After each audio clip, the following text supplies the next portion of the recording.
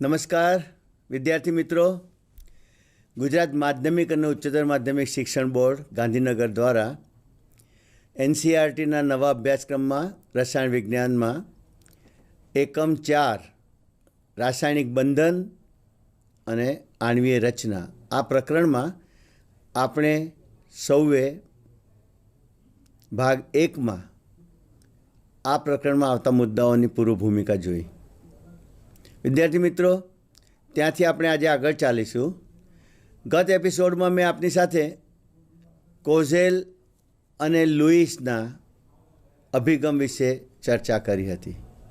એમણે જે વિગતો આપી હતી કે રાસાયણિક બંધન અણુમાં રાસાયણિક બંધનને સમજાવવા માટે જે પાયામાં અષ્ટકના નિયમનો ખ્યાલ રાખ્યો હતો અને તેના આધારે લુઈસે સહસંયોજક બંધ તેમજ કોઝેલે આયનિક બંધ એની સંરચના કેવી રીતે થાય છે અને તેને એટલે કે પદાર્થો બનવામાં આયનિક પદાર્થ અને સહસંયોજક પદાર્થો બનવામાં તત્વો કેવી રીતે સંયોજાય છે તેની બાબત આપણે ચર્ચામાં લીધી હતી। આજે આપણે પ્રકરણમાં કઈ રીતે તેનું નિરૂપણ છે અને કેવી રીતે આ મુદ્દાઓ ક્રમશઃ આગળ વધે છે એને આપણે જોઈને સાથે નીકળીશું।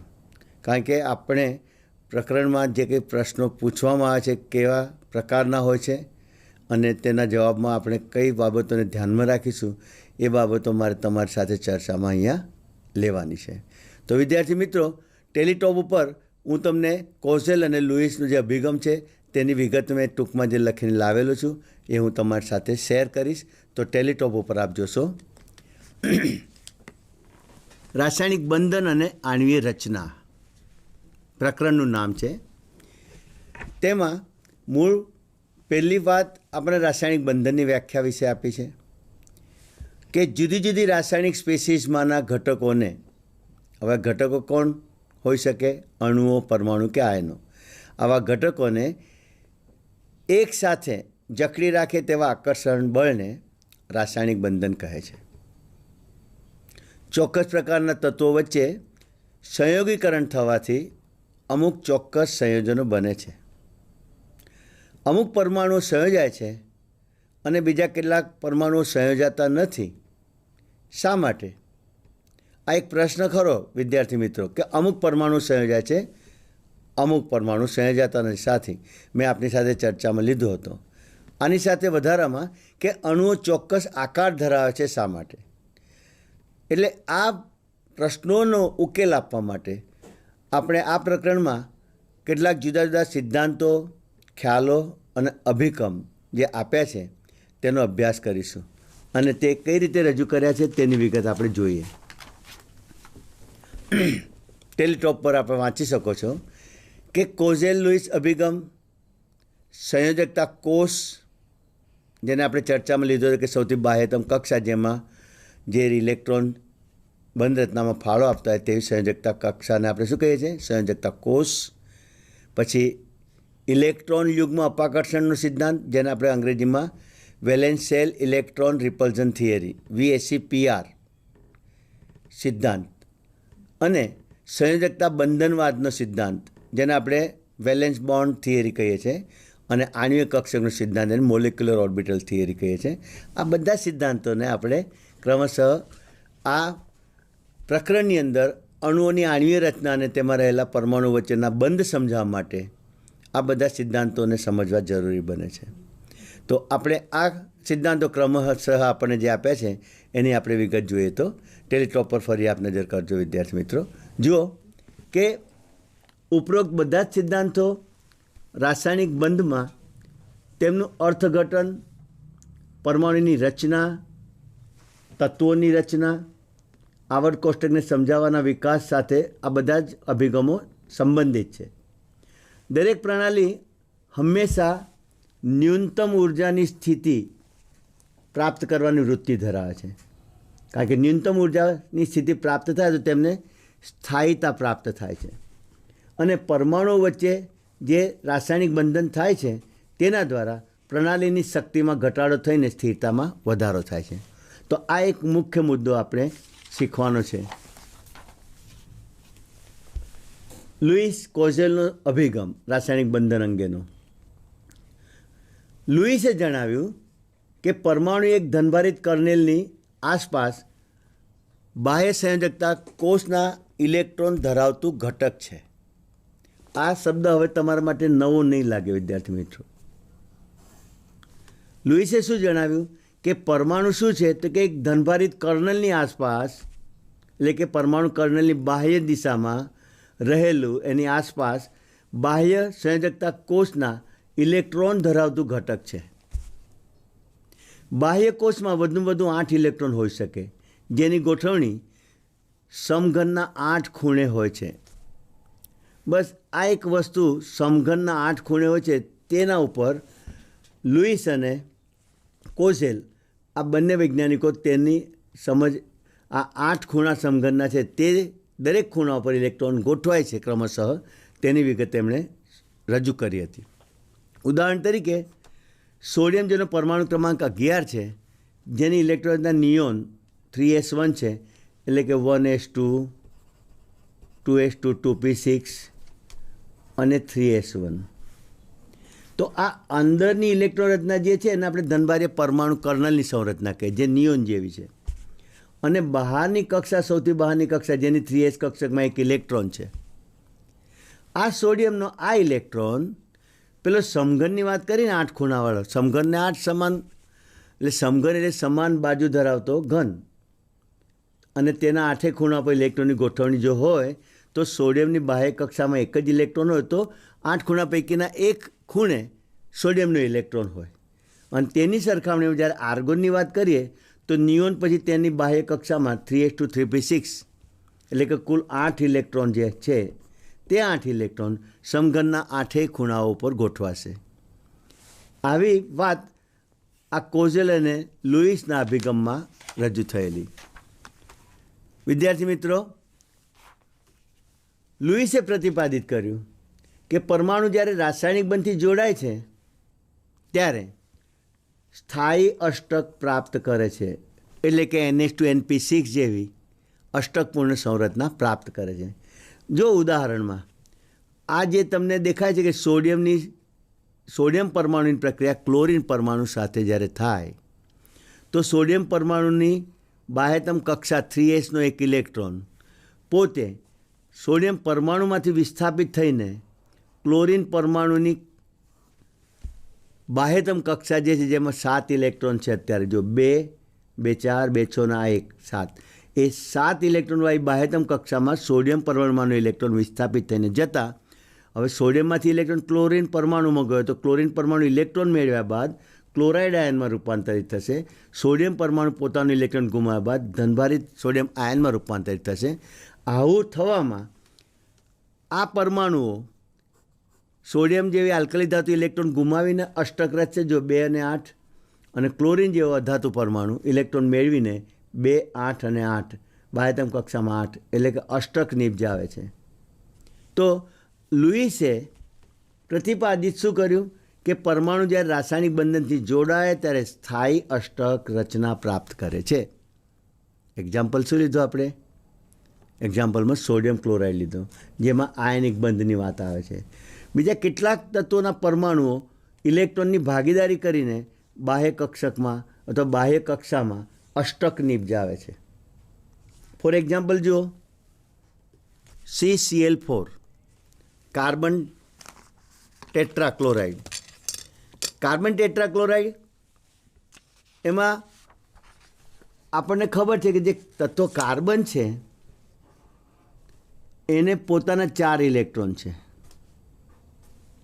1s2, 2s2, 2p2. સંયોજકતા કોષ n=2 કુલ કેટલા ઇલેક્ટ્રોન છે? 4 ઇલેક્ટ્રોન છે. 4 ક્લોરીન પરમાણુ જ્યારે સંયોજાશે તો ક્લોરીન પરમાણુ એ હેલોજન તત્વ છે, NH2NP5 બંધારણ છે, એટલે કે કુલ 7 ઇલેક્ટ્રોન બાહ્ય કક્ષામાં હોય તેવી સંરચના છે.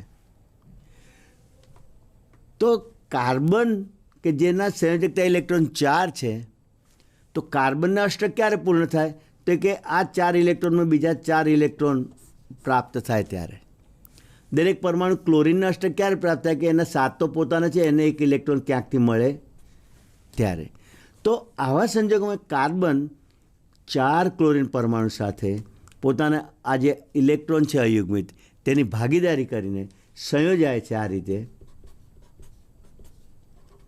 આ ક્લોરીન સાથે સંયોજાયો. આ ઇલેક્ટ્રોન કાર્બનનો છે ક્રોસ, અને જે ટપકા બતાવ્યા છે ક્લોરીનના પરમાણુના ઇલેક્ટ્રોન બતાવ્યા છે. આ ક્રોસ છે તે કાર્બનનું ઇલેક્ટ્રોન છે, અને ક્લોરીનના આ રીતે કુલ અન્ય ઇલેક્ટ્રોન મૂક્યા મેં. તો હવે તમે જોઈ શકશો કે CCl4 જે અણુ બન્યો એ સંરચનામાં કાર્બનની આજુબાજુ હવે આ સહસંયોજક બંધથી જે ઇલેક્ટ્રોન યુગ્મ બન્યું, આ ઇલેક્ટ્રોન યુગ્મ એ બે પરમાણુની વચ્ચે સહિયારો ફાળો આપે છે અષ્ટક પૂર્ણ કરવામાં. આ યુગ્મ આ પરમાણુનું બી અષ્ટક પૂર્ણ કરશે. જુઓ 2 4 6 ના 2 8, અને આવા 4 યુગ્મો કાર્બનની ફરતે પણ અષ્ટક પૂર્ણ કરવામાં ફાળો આપશે. જો આ એક યુગ્મ, બીજું યુગ્મ, ત્રીજું યુગ્મ અને ચોથું યુગ્મ, 4 દુ 8 ઇલેક્ટ્રોન. એટલે આ રીતે આ જે સિદ્ધાંત છે ને લુઈસે આપ્યો, એ લુઈસે શું સૂચવ્યું કે પરમાણુ અન્ય પરમાણુ સાથે જ્યારે સંયોજાય અને સંયોજાય ત્યારે તેઓની ઇલેક્ટ્રોનની ભાગીદારીથી જ્યારે તેઓ પોતાના બાહ્યતમ કક્ષામાં અષ્ટક નિપજાવે ત્યારે તેમને સ્થિરતા પ્રાપ્ત થાય છે. જો બે પરમાણુ વચ્ચે એક એક ઇલેક્ટ્રોનની ભાગીદારી થાય તો એકલ બંધ બને. એટલે આ કાર્બનની આજુબાજુ કુલ 4 Cl પરમાણુએ એકલ બંધથી જોડાણ કર્યું, તો આપણો CCl4 અણુને આ રીતે આપણે આ બિંદુ નિરૂપણથી ન દર્શાવ્યો તો સાદી ટૂંકી લીટી બંધ માટે દર્શાવીને અણુનું નિર્દેશન કરી શકીએ. તો આ વાત છે અષ્ટકના નિયમ માટેની.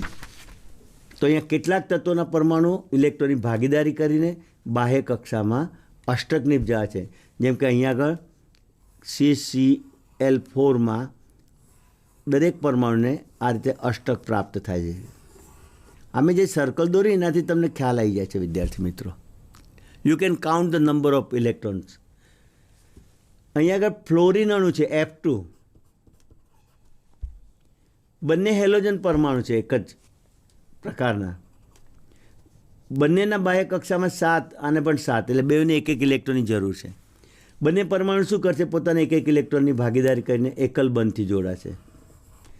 આ રીતે જોડાણ થયા બાદ આ પરમાણુને પણ 2 4 6 ના બંધકારક યુગ્મ બંનેના સહિયારામાં ગણાય છે. એટલે અષ્ટક પૂર્ણ થયું.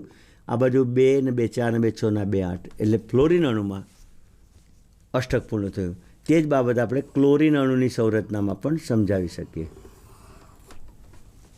આ બાબત લુઈસે પ્રતિપાદિત કરી કે અણુ જ્યારે બને તો પરમાણુ પોતાના ઇલેક્ટ્રોનની ભાગીદારી કરે છે, અને પોતાની આ ભાગીદારી દ્વારા બંને પરમાણુઓ પોતપોતાની બાહ્યતમ કક્ષામાં અષ્ટક નિપજાવીને સ્થિરતા પ્રાપ્ત કરે છે. આ વર્ણનમાં આગળ જઈએ તો કઈ માહિતી આ છે તે જોતા જઈએ. અણુની સંરચનામાં ભાગ લેતા પરમાણુઓના માત્ર સૌથી બહારની કક્ષાના ઇલેક્ટ્રોન જ ભાગ લે છે. આ ઇલેક્ટ્રોનને સંયોજકતા ઇલેક્ટ્રોન કહે છે. વિદ્યાર્થી મિત્રો, સૌથી બાહ્યતમ કક્ષાના ઇલેક્ટ્રોન જ બંધરચનામાં ભાગ લે છે, તેવા ઇલેક્ટ્રોનને આપણે સંયોજકતા ઇલેક્ટ્રોન કહીએ છીએ. અને બાહ્યતમ કક્ષાને સંયોજકતા કોષ કહે છે. Valence cell and valence electron.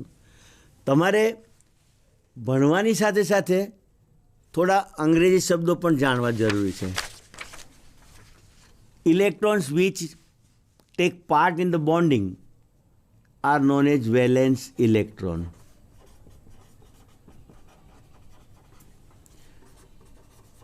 And the outermost cell, the electron of outermost cell which participate in the bonding, that cell is called valence cell. સંયોજકતા કોષ. તમે એને સંયોજકતા કક્ષા પણ કહી શકો છો, અને આને કહેવાય સંયોજકતા ઇલેક્ટ્રોન. બંધ રચનામાં જોડાય તેવા ઇલેક્ટ્રોન સંયોજકતા ઇલેક્ટ્રોન. પરંતુ બંધ રચનામાં કયા ઇલેક્ટ્રોન જોડાય? તો કે પરમાણુની સૌથી બહારની કક્ષાના ઇલેક્ટ્રોન જ બંધ રચનામાં ફાળો આપે. માટે તેવા ઇલેક્ટ્રોનને વેલેન્સ ઇલેક્ટ્રોન કહેવાય અને બાહ્યતમ કક્ષાને આપણે વેલેન્સ સેલ કહીએ છીએ. તો અહીંયા વેલેન્સ કોષ અને વેલેન્સ સેલની વાત કરી. અને વધારામાં શું કહ્યું કે અંદરની કક્ષાના ઇલેક્ટ્રોન સંરક્ષિત રહી સંયોગીકરણમાં ભાગ લેતા નથી. The inner orbit which is completely filled by the electrons, it does not take part in the combination. જોડાણમાં કે સંયોગીકરણમાં અંદરની કક્ષા જે ઇલેક્ટ્રોનથી સંવૃત્ત છે અને સંરક્ષિત છે તે બંધ રચનામાં કે સંયોગીકરણમાં ભાગ લેતી નથી. આગળ કે પરમાણુમાં સંયોજકતા ઇલેક્ટ્રોન દર્શાવવા માટે લુઈસે સંકેત આપ્યો ડોટ. ઇલેક્ટ્રોન માટે એને ડોટ ટપકું અથવા તો ક્રોસ ચોકડી આવા બે સિમ્બોલ વડે ઇલેક્ટ્રોનનું નિર્દેશન કર્યું, એવી સંજ્ઞા દાખલ કરી, જેથી અણુમાં બંધમાં ભાગ લેતા ઇલેક્ટ્રોનની સાચી રજૂઆત થઈ શકે. સંયોજકતા ઇલેક્ટ્રોન સહિત તત્વોની લુઈસ સંજ્ઞા પણ રજૂ કરી અને લુઈસ સંજ્ઞા નીચે પ્રમાણે છે. પહેલાં વાત કે લુઈસ બંધારણ રજૂ કરવા માટે લુઈસ વૈજ્ઞાનિકે શું કર્યું? તો કે ઇલેક્ટ્રોનને ટપકું અથવા ડોટ બતાડ્યું. વિદ્યાર્થી મિત્રો, ઇલેક્ટ્રોન તો ઇલેક્ટ્રોન જ છે.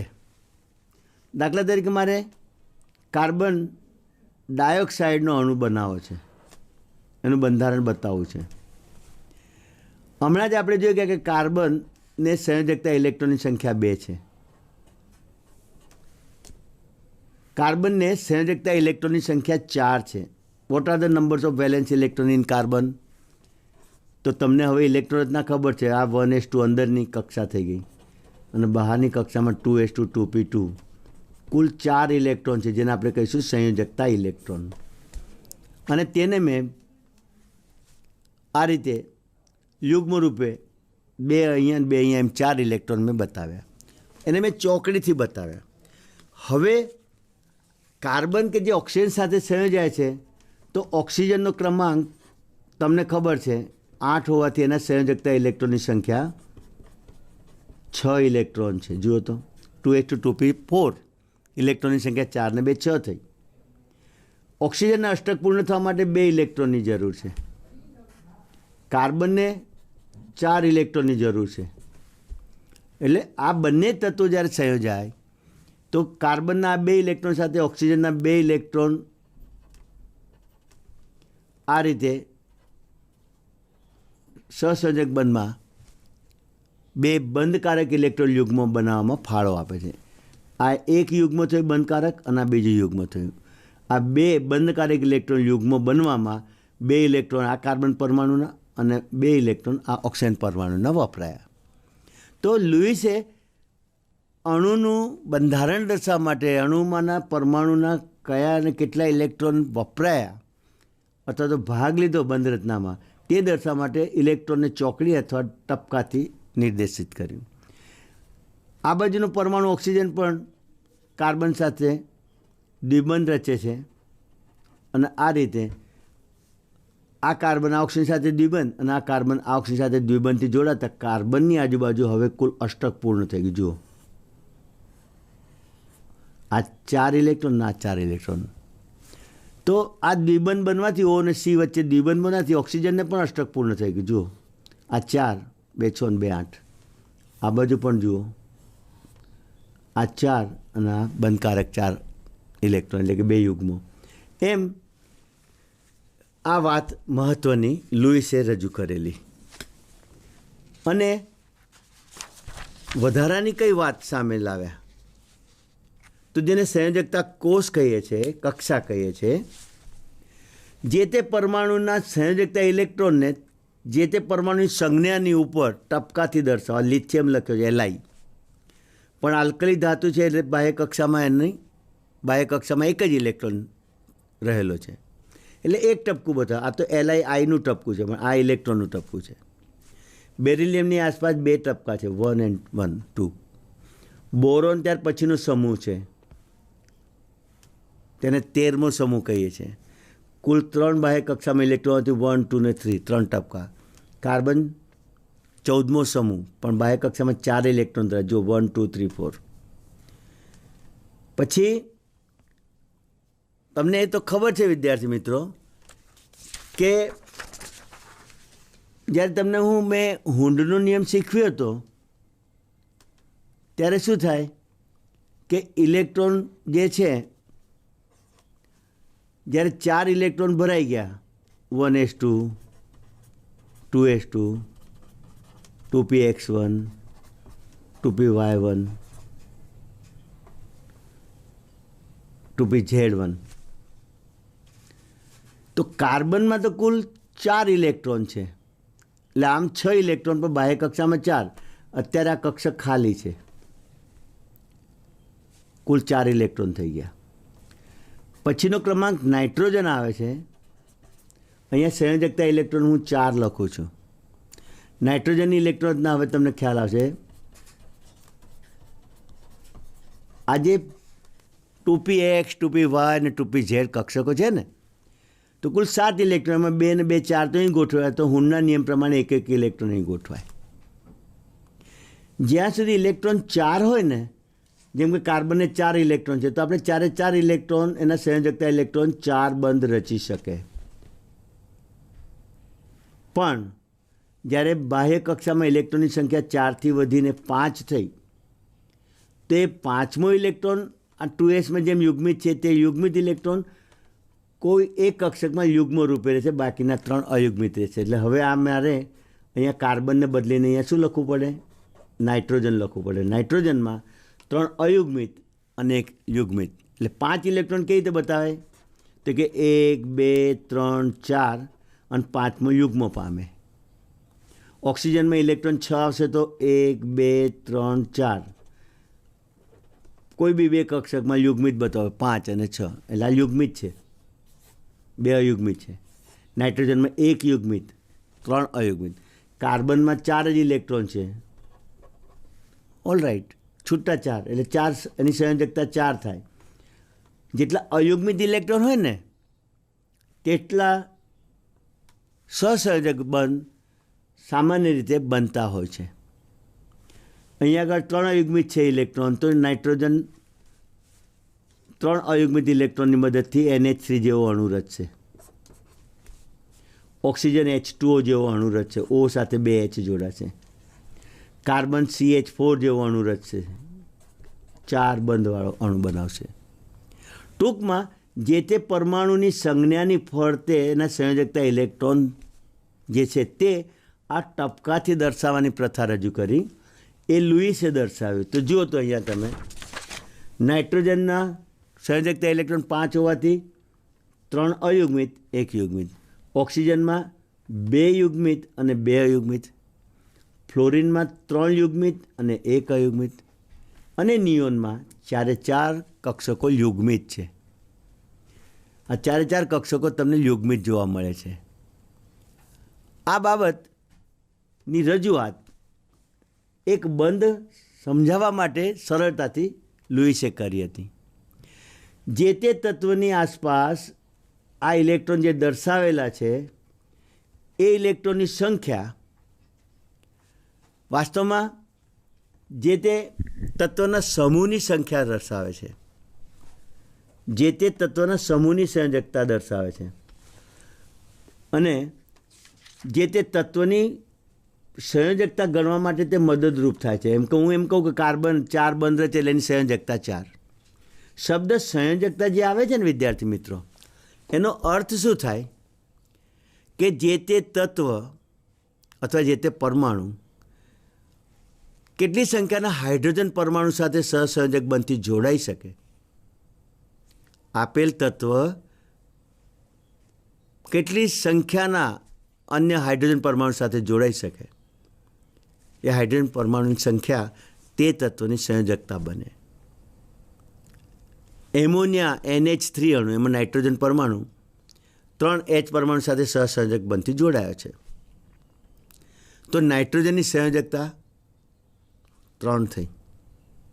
H2O O પરમાણુ 2 હાઇડ્રોજન પરમાણુ સાથે જોડાયો, ઓક્સિજનની સંયોજકતા 2 થઈ.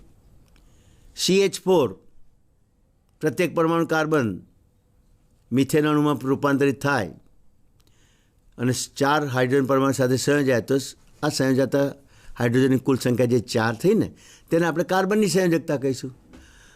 તો આ બિંદુ નિરૂપણથી આપણને જેટલી સંખ્યાના જે તે પરમાણુની આસપાસ અયુગ્મિત ઇલેક્ટ્રોનની સંખ્યા દેખાય છે તેના દ્વારા પરમાણુની સંયોજકતા પણ આપણે નક્કી કરી શકીએ છીએ. અત્યારે આપણે કોસેલ અને લુઈસના અભિગમને અભ્યાસમાં લઈ રહ્યા છીએ. મેં ચર્ચા આખા એપિસોડમાં લાસ્ટ ટાઈમ કરી, પણ હવે આપણે પુસ્તકમાં આપેલી વિગતને તમારી સમક્ષ રજૂ કરીને હું આગળ વધી રહ્યો છું. એટલે જ્યારે તમે આ પાઠને પુસ્તકમાંથી જોશો તો ત્યારે તમને કઈ વસ્તુ નવી ન લાગવી જોઈએ. This point must discussed. આપણે ચર્ચામાં આવી ગયેલું હોય તો તમને સમજવામાં ખબર પડે. આ પેજ ઉપર તમે શું જોયું? 2 બાબત છે: સંયોજકતા કોષ, સંયોજકતા ઇલેક્ટ્રોન. સંયોજકતા કોષ એટલે સૌથી બાહ્યતમ કક્ષા જેમાં ના ઇલેક્ટ્રોન બંધ રચનામાં ભાગ લઈ શકે તેવા બાહ્યતમ કક્ષાને સંયોજકતા કોષ કહેવાય અને તેના ઇલેક્ટ્રોનને સંયોજકતા ઇલેક્ટ્રોન કહીએ. ઓકે. બીજી બાબત આપણે શું થયું? લુઈસે દર્શાવ્યું કે જે તે પરમાણુની આજુબાજુ, જે તે તત્વની આજુબાજુ એના સંયોજકતા કોષના ઇલેક્ટ્રોનની સંખ્યાને બિંદુ દ્વારા તેની ઉપર સિમ્બલાઇઝ કરી શકાય, સંજ્ઞાથી દર્શાવી શકાય. આવા ઇલેક્ટ્રોનની સંખ્યાથી, આવા બિંદુના ઇલેક્ટ્રોનને બિંદુ દ્વારા નિરૂપિત કરીને દર્શાવેલી સંજ્ઞાથી જે તે તત્વ કેટલી સંયોજકતા ધરાવે છે તે નક્કી કરી શકીએ છીએ. આગળ આપણે જોઈએ તો વિદ્યાર્થી મિત્રો, અહીંયા આપ વાંચી શકશો કે તત્વોની સામાન્ય સંયોજકતા તત્વમાં રહેલા સંયોજકતા ઇલેક્ટ્રોનની સંખ્યા જેટલા હોય છે, અથવા તો સંયોજકતા ઇલેક્ટ્રોનની કુલ સંખ્યાને 8માંથી બાદ કરવાથી મળે છે. જેમ કે ઇલેક્ટ્રોનની સંખ્યા 4 કે 4થી ઓછી હોય ત્યારે તે ઇલેક્ટ્રોનની સંખ્યા જેટલી જ જે તે પરમાણુ સંયોજકતા ધરાવે છે. પરંતુ જો ઇલેક્ટ્રોનની સંખ્યા 4 કરતાં વધારે હોય તો તે સંખ્યાને 8માંથી બાદ કરતાં આપણને જે તે તત્વની સ્થાયી સંયોજકતા મળે છે. આ એક નવી વસ્તુ તમે જોઈ કે જો પરમાણુમાં સંયોજકતા ઇલેક્ટ્રોનની સંખ્યા 4 કરતાં વધારે હોય ત્યારે, 4 કરતાં વધારે એટલે 5 નાઇટ્રોજનની વાત આવી. જો નાઇટ્રોજન પરમાણુમાં કેટલા ઇલેક્ટ્રોન દેખાય છે? 1, 2, 3 ને 2, 5. આ 2 યુગ્મિત છે. યુગ્મિતની વાત નહીં, અયુગ્મિત 3 છે. એની સંયોજકતા 3 કેવી રીતે? તો કેવી રીતે મળી? તો કે 4 કરતાં જ્યારે વધારે ઇલેક્ટ્રોન હોય તો તે સંખ્યાને, એટલે કે આ 5ની સંખ્યાને 8માંથી બાદ કરતાં 8 - 5 = 3 જે મળી તો નાઇટ્રોજનની સંયોજકતા 3 થઈ. પણ વિદ્યુત ઋણીય તત્વો હોવાથી એ સંયોજકતા ઉપર, એટલે એ પરમાણુ જ્યારે સંયોજાય હાઇડ્રોજન જ્યારે તત્વ સાથે તો નાઇટ્રોજન વિદ્યુત ઋણભારી બનશે, એટલે -3 લખી. ચાલો, ઓક્સિજનમાં કેટલા ઇલેક્ટ્રોન છે? 2 ને 2 4 ને આ 2 અયુગ્મિત 6. 8 - 6 કરવાથી ઓક્સિજનની સંયોજકતા 2 બની. પણ ફરીથી કહું છું કે ઓક્સિજનની વિદ્યુત ઋણતા પ્રમાણમાં ઊંચી હોવાથી જ્યારે H2O જેવા અણુમાં રૂપાંતરિત થાય તો ઓક્સિજન વિદ્યુત ઋણભારી હોય છે. ફ્લોરિનમાં કુલ 7 ઇલેક્ટ્રોન સંયોજકતા electron, total numbers of the valence electrons are 7. તો 8 - 7 કરવાથી આપણને ફ્લોરિન પરમાણુની સંયોજકતા 1 મળે છે. પણ ફરી કહું કે ફ્લોરિનની વિદ્યુત ઋણતા મહત્તમ છે, 4 છે. એટલે તેના હાઇડ્રાઇડ જ્યારે સંયોજનમાં રૂપાંતરિત થાય તો ફ્લોરિન -1 જ હોય. અને નિયોન કે જેમાં અષ્ટક પૂરું છે તો તેને આપણે નિષ્ક્રિય તત્વો ગણીએ, એની સંયોજકતા 0 દર્શાવી છે. 8 - 8 = 0. આમ આ લુઈસ બંધારણથી રજૂ કરેલા સંયોજકતા ઇલેક્ટ્રોનને જે તે પરમાણુની આજુબાજુ મૂકવાથી તે પરમાણુની સંયોજકતા અંગેનો ખ્યાલ મળે છે. હવે જે રીતે લુઈસે સહસંયોજક બંધની સમજ આપી તો કોઝેલ નામના વૈજ્ઞાનિકે વિદ્યુત સંયોજક બંધ એટલે કે આયનિક બંધ એના વિશેનો અભિગમ રજૂ કર્યો. એમાં કયા મુદ્દાઓ છે જોઈ લઈએ. આવર્ત કોષ્ટકમાં ઊંચા વિદ્યુત ઋણ હેલોજન અને ઊંચી વિદ્યુતધન આલ્કલી ધાતુઓના સમૂહો ઉમદા વાયુથી અલગ કરેલા છે. વિદ્યાર્થી મિત્રો, મેં અગાઉ ચર્ચામાં તમને કહ્યું છે કે હેલોજન તત્વો જે છે તેઓનું સ્થાન ઉમદા તત્વોથી એક સ્ટેપ આગળ અને આલ્કલી ધાતુઓનું સ્થાન ઉમદા તત્વોના સમૂહથી એક ક્રમાંક પછી, એટલે કે ઉમદા તત્વો વચ્ચે છે. લેફ્ટ સાઈડમાં વિદ્યુત ઋણીય હેલોજન અને જમણી બાજુએ વિદ્યુત ધન આલ્કલી ધાતુઓના સમૂહ હોય છે. બીજો મુદ્દો જુઓ, હેલોજન તત્વોની વૃત્તિ શું છે?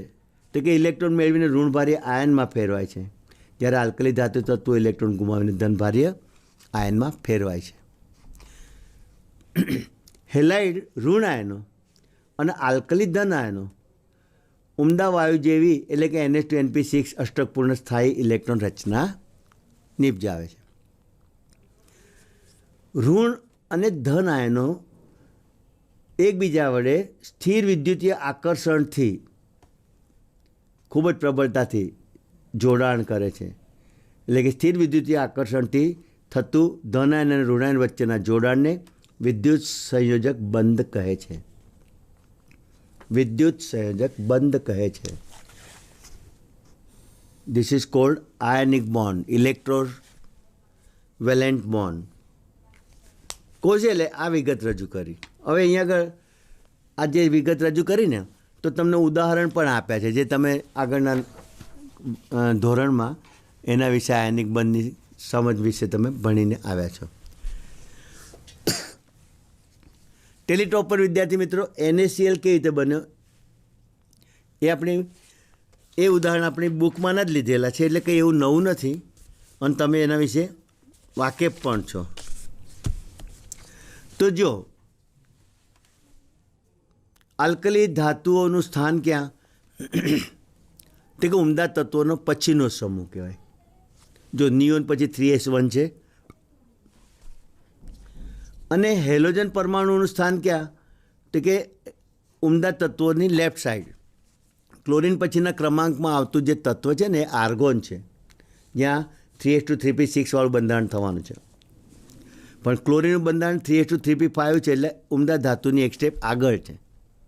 આ ઊંચા વિદ્યુત ઋણ તત્વો એટલા માટે છે કે ઇલેક્ટ્રોન પ્રબળતાથી મેળવવાની વૃત્તિ ધરાવે છે, કારણ કે તેમને અષ્ટક પૂરું કરવું છે.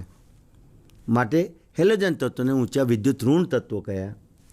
અને આલ્કલી ધાતુ આ બાહ્ય કક્ષાનો ઇલેક્ટ્રોન ગુમાવવાની વૃત્તિ ધરાવશે, કારણ કે તેને નિયોન જેવું અષ્ટકવાળું બંધારણ મેળવવું છે. તો તેની વૃત્તિ ઇલેક્ટ્રોન ગુમાવીને ધનભારિત આયનમાં ફેરવવાની છે. એટલે આલ્કલી ધાતુઓ પ્રબળ વિદ્યુત ધન ધાતુઓ છે, હેલોજન તત્વો પ્રબળ વિદ્યુત ઋણ તત્વો છે. તો જુઓ, Na gives Na plus electron, તો તમને નિયોન જેવું બંધારણ મળ્યું 10 ઇલેક્ટ્રોનવાળું. તો એ મેં સંરચના લખે neon 1s2 2s2 2p6 2s2 2p6 એટલે NH2NP6 જેવું બંધારણ મળ્યું, નિષ્ક્રિય તત્વ જેવું. ઓકે. ક્લોરિન ક્રમાંક 17, તો નિયોન પછી 3s2 3p5, પણ એક ઇલેક્ટ્રોન જે સોડિયમે મુક્ત કર્યો તે મેળવીને ત્યારે ક્લોરિન પરમાણુ ક્લોરાઇડ આયનમાં ફેરવાય, ઋણ આયનમાં ફેરવાય. તો હવે ઇલેક્ટ્રોન રચના તેની બદલાઈ ગઈ, નિયોન 3s2 3p6 થઈ ગયું. નિયોન 3s2 3p6 થઈ ગયું. આ જે સંરચના થઈ 3s2 3p6 દેખાય છે તમને, પણ બાહ્ય કક્ષામાં 3s2 3p6 એટલે અષ્ટક જેવી રચના થઈ ગઈ, આર્ગોન જેવી રચના થઈ. તો કોઝેલે કહ્યું કે આલ્કલી ધાતુ ઇલેક્ટ્રોન ગુમાવીને હેલોજન તત્વો ઇલેક્ટ્રોન મેળવીને તેમની નજીકના નિષ્ક્રિય વાયુ જેવી સંવૃત્ત કોષ રચના, અષ્ટકપૂર્ણ સંરચના નિપજાવે છે. અને હવે જે આયનો બની ગયા, સોડિયમ આયન અને ક્લોરાઇડ આયનો, બંને વિરુદ્ધ વિદ્યુત ભારવાળા આયનો છે. તેઓ એકબીજા પ્રત્યે પ્રબળતાથી, ઇલેક્ટ્રોસ્ટેટિક આકર્ષણ બળથી, સ્થિર વિદ્યુતીય આકર્ષણ બળથી એકબીજા સાથે પ્રબળતાથી આકર્ષાય છે અને જોડાણ કરે છે. પરિણામે આપણને સોડિયમ ક્લોરાઇડ જેવો આયનિક ઘન સ્ફટિક મળે છે. આયનિક ઘન સ્ફટિક મળે છે. યાદ રાખવાનું છે, આપણે આ સ્ફટિકને NaCl તરીકે લખી શકીએ છીએ, પણ એના ઘન સ્થિતિમાં રહેલા સ્ફટિકમાં પણ એના ઘટક આયનો, ઘટક કણો આયન રૂપે છે. સોડિયમ આયન રૂપે છે, ક્લોરાઇડ આયન રૂપે છે. જે રીતે સોડિયમ ક્લોરાઇડમાં આયનિક બંધની સંરચના જોઈ ગયા એવી જ સંરચના આપણને પુસ્તકમાં કેલ્શિયમ ફ્લોરાઇડ માટે પણ આપેલી, CaF2 માટે. ચલો, કેલ્શિયમ ક્રમાંક 20 હોવાથી આર્ગોન 18 પછી એની 4s કક્ષકમાં 2 ઇલેક્ટ્રોન છે અને જેમ આલ્કલી ધાતુ ઇલેક્ટ્રોન ગુમાવીને વિદ્યુત ધન +1 વિદ્યુતભારિત આયન આપે છે. કેલ્શિયમ બાહ્ય કક્ષામાં જે 2 ઇલેક્ટ્રોન છે 2 ઇલેક્ટ્રોન ગુમાવ્યા બાદ કેલ્શિયમ 2+ આયનમાં રૂપાંતરિત થવાથી હવે તેને આર્ગોન જેવું બંધારણ પ્રાપ્ત થયું, 1s2 2s2 2p6 3s2 3p6, એટલે કે NH2 NP6 વાળું અષ્ટક પ્રાપ્ત થયું. ઓકે, કેલ્શિયમનો પ્રત્યેક એક પરમાણુ 2 ઇલેક્ટ્રોન મુક્ત કરે છે. એની સાથે ફ્લોરાઇડ સંયોજન બનાવવું છે આયનિક પદાર્થ, તો ફ્લોરાઇડમાંનો ફ્લોરિન જેની ઇલેક્ટ્રોનના હિલિયમ પછી 2s2 2p5 છે, આ ફ્લોરિન એક ઇલેક્ટ્રોન મેળવીને જ્યારે ફ્લોરાઇડ આયન બનશે તો બાહ્ય કક્ષામાં એની સંરચના નિયોન જેવી થઈ, હિલિયમ 2s2 2p6 નિયોન જેવી થઈ ગઈ. પણ પ્રત્યેક એક ફ્લોરાઇડ આયન બને તો 1 મોલ ઇલેક્ટ્રોન લે અથવા 1 ઇલેક્ટ્રોન લે એક પરમાણુ દીઠ. પણ કેલ્શિયમનો એક પરમાણુ 2 ઇલેક્ટ્રોન મુક્ત કરે છે, તો પ્રત્યેક એક કેલ્શિયમ આયન સાથે એના મુક્ત થતા 2 ઇલેક્ટ્રોન વડે 2 ફ્લોરિન પરમાણુ આયનિક બંધથી જોડાશે. એટલે કે આપણે કેલ્શિયમ આયનની પ્રક્રિયા, એટલે કે બનેલો કેલ્શિયમ આયન ફ્લોરાઇડ આયન સાથે સ્થિર વિદ્યુતીય આકર્ષણથી પ્રબળતાથી આકર્ષાશે અને કેલ્શિયમ ફ્લોરાઇડ બનાવશે, CaF2. જે વાસ્તવમાં બંધારણમાં કેવું હશે લેટાઇસની અંદર, તો કે કેલ્શિયમ આયન રૂપે છે 2+ આયન રૂપે, અને તેના પ્રત્યેક ફ્લોરાઇડ આયનો F- આયન રૂપે એમાં ગોઠવાયેલા હશે. ત્યાર પછી આપણું પ્રકરણ અને આપણા મુદ્દાઓએ ધીમે ધીમે વેગ પકડે છે વિદ્યાર્થી મિત્રો. હવે કોઝેલે જે વિદ્યુત સંયોજક એટલે કે આયનિક બંધની વ્યાખ્યા કરી એને અહીંયા વધુ સારી રીતે સ્પષ્ટ કરેલી છે. ટેલિટોપ પર વાંચી શકો છો કે આયનિક બંધની વ્યાખ્યા કઈ હોઈ શકે. તો ધનાયન અને ઋણાયન વચ્ચે સ્થિર વિદ્યુતીય આકર્ષણ, જેને કે કુલંબિક આકર્ષણ, તો કે આ સ્થિર વિદ્યુતીય આકર્ષણ બળના પરિણામ રૂપે રચાતા બંધને વિદ્યુત સંયોજક બંધ કહે છે. ધન આયન અને ઋણાયન વચ્ચે રહેલા સ્થિર વિદ્યુતીય આકર્ષણ બળના પરિણામ રૂપે રચાતા બંધને વિદ્યુત સંયોજક અથવા આયનિક બંધ કહે છે. એણે આપેલી અભિધારણાઓને આપણે ચેક કરીએ તો કોઝેલે કરેલી અભિધારણાઓમાં શું હતું, તો કે ધાતુ તત્વો ઇલેક્ટ્રોન ગુમાવીને, અધાતુ તત્વો હેલોજન જેવા તત્વો ઇલેક્ટ્રોન મેળવીને તેઓ નજીકના નિષ્ક્રિય વાયુ જેવી સંરચના નિપજાવે છે. તો અહીંયા કોઝેલે કરેલી અભિધારણાઓ મુજબ ઇલેક્ટ્રોનના સ્થાનાંતરને કારણે નિપજેલા ધનાયન અને ઋણાયન તેની સંરચના થાય છે અને તેઓ આયનીય સ્ફટિકમાં પોતે આયન સ્વરૂપે જ ગોઠવાય છે.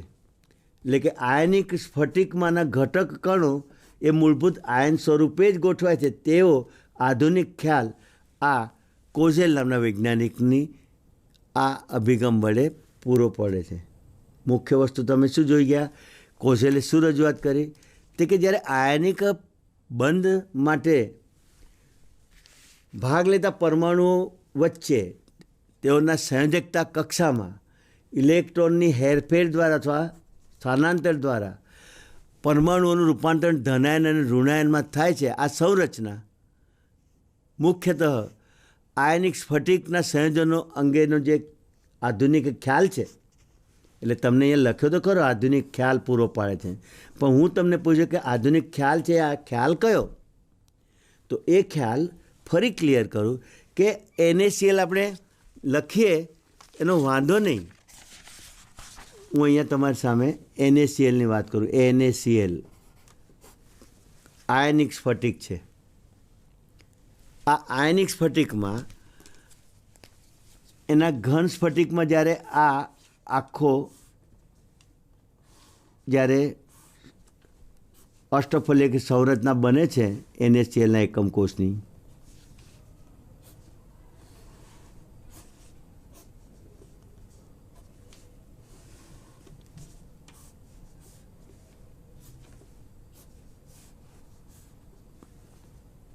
વિદ્યાર્થી મિત્રો, અહીંયા હું આ એકમ કોષની સંરચના દોરી રહ્યો છું જે NaCl માટે છે.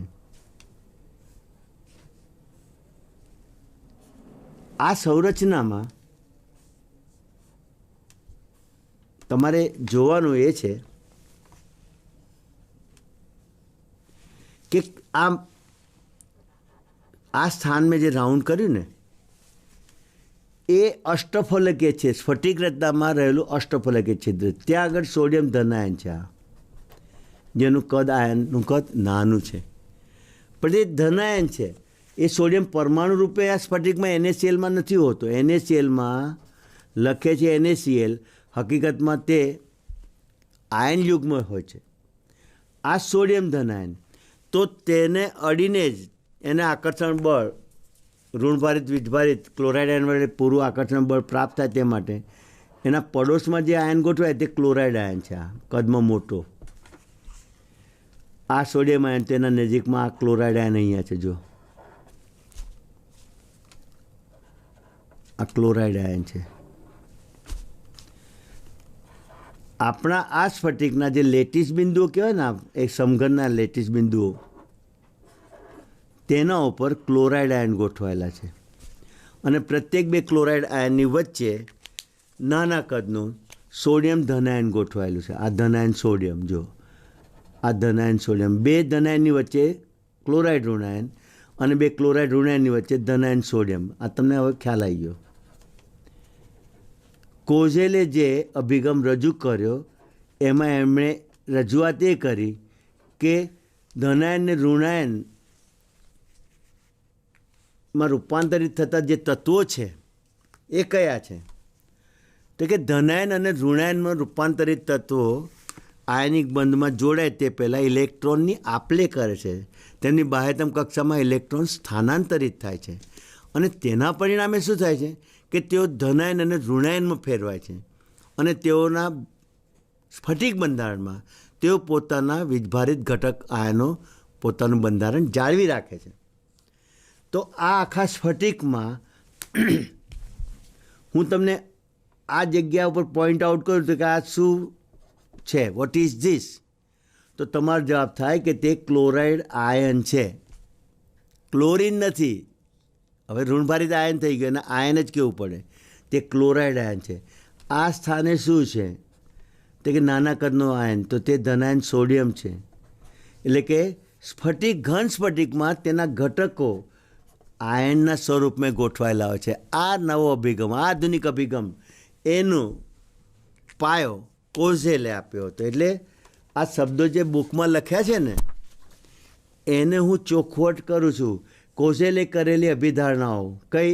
તે કે ઇલેક્ટ્રોનના હેરફેર દ્વારા રચાતા ધનાયન અને ઋણાયનની જે રચના થાય છે તે અભિધારણા આયનીય સ્ફટિક સંયોજનો અંગેનો આધુનિક ખ્યાલ પૂરો પાડે છે. આયનીય સ્ફટિકમય સંયોજનો અંગેનો, આયનિક સ્ફટિકમય સંયોજનો મુખ્યત્વે જે ઘટક કણો ધરાવે છે તેઓ ધનાયનો અને ઋણાયનોના બનેલા છે. તો તે અંગેનો આધુનિક ખ્યાલ પૂરો પાડે. તેમ છતાં મોટા ભાગના ઘણા સંયોજનોની સંરચના સાથે કોઝેલનો અભિગમ મેળ ધરાવતો નથી. એટલે જેમ જેમ વિજ્ઞાન આગળ વધતું ગયું, નવા નવા સંયોજનોની સંરચનાની જાણકારી મળતી ગઈ, તો બધે જ અષ્ટકનો નિયમ લાગુ પાડે અને અષ્ટકના નિયમ પ્રમાણે જ અણુ સંરચના પામે. એ જડતાભરો વાદ પછી બદલાયો. એટલે કે આધુનિક અભિગમ સાથે મેળ ધરાવતો નથી. કોઝેલ અને લુઈસનો જે રાસાયણિક બંધનનો ઇલેક્ટ્રોનીય વાદ જે છે અષ્ટકવાળો, તો કે આ અષ્ટકવાળો જે વાદ છે એમાં શું વિગત આવી? તો કે આ નિયમ પ્રમાણે, અષ્ટકના નિયમ પ્રમાણે પરમાણુના સંયોજકતા ઇલેક્ટ્રોન એક પરમાણુમાંથી બીજા પરમાણુમાં સ્થાનાંતર દ્વારા, કોઝેલે શું કહ્યું? તો કે એક પરમાણુમાંથી બીજા ઇલેક્ટ્રોનમાં ઇલેક્ટ્રોનનું સ્થાનાંતર થાય છે, તો કે સ્થાનાંતર દ્વારા અષ્ટક રચે છે. અને લુઈસે શું કહ્યું? તો કે બંધ રચાય ત્યારે બંધકારક ઇલેક્ટ્રોન યુગ્મ, એટલે સંયોજકતા ઇલેક્ટ્રોનની ભાગીદારી દ્વારા સંયોજકતા કોષોમાં જે આ બંધકારક ઇલેક્ટ્રોન યુગ્મ વડે અષ્ટક રચાય છે, તો સહસંયોજક બંધ માટે જે યુગ્મ બન્યા તે યુગ્મો બંને પરમાણુની બાહ્યતમ કક્ષામાં સંયોજકતા કોષોમાં અષ્ટક નિપજાવવામાં ફાળો આપે છે અને આને અષ્ટકનો નિયમ કહે છે. એટલે અષ્ટકનો નિયમ તમને પૂછે તો તમારે આ શબ્દોમાં જોવાનું કે પરમાણુઓના સંયોજકતા ઇલેક્ટ્રોન એક પરમાણુમાંથી બીજા પરમાણુમાં સ્થાનાંતર દ્વારા અથવા સંયોજકતા ઇલેક્ટ્રોનની ભાગીદારી દ્વારા સંયોજકતા કોષોમાં NH2NP6 જેવી અષ્ટક રચના રચે છે. આને અષ્ટકનો નિયમ કહે છે. એટલે તમે આ અભિગમમાં આટલી બાબત તમે જોઈ ગયા. આ અભિગમમાં જે ધારણાઓ કરી હતી એના વિશે પણ નવા વૈજ્ઞાનિકોએ નવા સંશોધનોમાં એ અભિધારણાઓની ક્યાં સુધી જરૂરિયાત હતી ત્યાં સુધી તેનો ઉપયોગ કર્યો, પણ બિનઉપયોગી બાબતોનો તેમણે ત્યાં આગળ એનો નિકાલ કરી દીધો, અસ્વીકાર કરી દીધો. જેમ કે અષ્ટકની સ્થાની સમઘનીય રચનાનો આ શબ્દ આવ્યો હતો ને, મેં જ કયો હતો શબ્દ કે સંયોજકતા ઇલેક્ટ્રોન પેલા સમઘનના 8 ખૂણા ઉપર ગોઠવાયેલા હોય છે. એ જે વાત હતી તેની એ વાત ચાલે છે કે અષ્ટકની સ્થાયી સમઘનીય રચનાનો લુઈસ અભિગમ લેંગમૂર નામના વૈજ્ઞાનિકે પછી જે સહસંયોજક બંધની સમજ આપી તેમાં આ જે સમઘનીય રચના મુખ્ય હતી તે બાબત તેમણે ફગાવી દીધી. અષ્ટકની સ્થાયી સમઘનીય રચનાનો લુઈસનો અભિગમ ફગાવી દઈને લેંગમૂરે સહસંયોજક બંધનો પર્યાય દાખલ કર્યો. લુઈસે એવું કહ્યું હતું કે અષ્ટક પૂર્ણ થાય, જેમ કે આ ક્લોરીન છે ને આ ક્લોરીન પરમાણુ છે, આમાં 7 ઇલેક્ટ્રોન છે, આમાં 7 ઇલેક્ટ્રોન છે. આ બંને પોતાના અષ્ટકને પૂર્ણ કરવા માટે એક ઇલેક્ટ્રોનની ભાગીદારી કરીને જોડાય છે.